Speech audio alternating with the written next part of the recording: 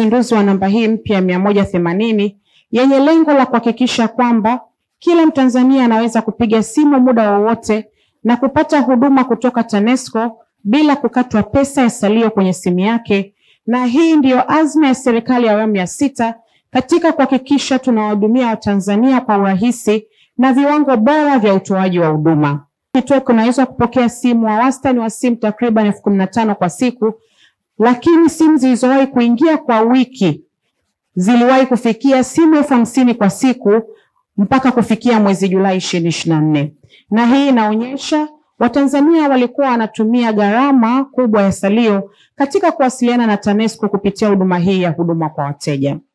Pamoja na hayo, changamoto zingine imekuwa ikiwepo kukumbuka kwa urahisi namba ya awali ambayo tunaitumia ya 0748550000 na hivyo kuwafanya baadhi ya wateja kushindwa kutoa taarifa kwa TANESCO, kwanza kwa kutokuikumbuka namba kwa urahisi ama kukosa salio kwenye simu. Matumizi ya namba hii ya bure ya 180 itawezesha pia TANESCO kuweza kujiimarisha katika kutoa huduma, kwani itatoa wigo mkubwa wa wateja kutoa taarifa, na mara taarifa hizo zinapofanyiwa kazi ndivyo shirika linapokuwa linaimarisha zaidi kujua wapi kuna changamoto na namna gani ya kukabili changamoto hizo katika kuwahudumia wateja.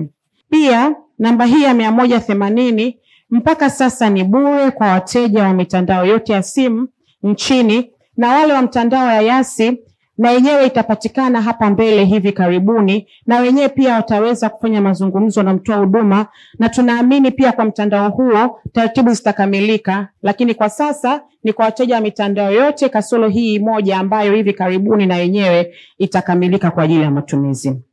Ndugu zangu, naomba niwahakikishie serikali ya awamu ya 6 inayoongozwa na Mheshimiwa Daktari Samia Suluhu Hassan na Wizara ya Nishati chini ya Mheshimiwa Naibu Waziri Mkuu na Waziri wa Nishati Mheshimiwa Dr. Doto Mashaka Biteko imekusudia Watanzania wapate umeme na huduma bora ya umeme, na kwa hili serikali imedhamiria si kwa maneno bali kwa vitendo, kwa kuhakikisha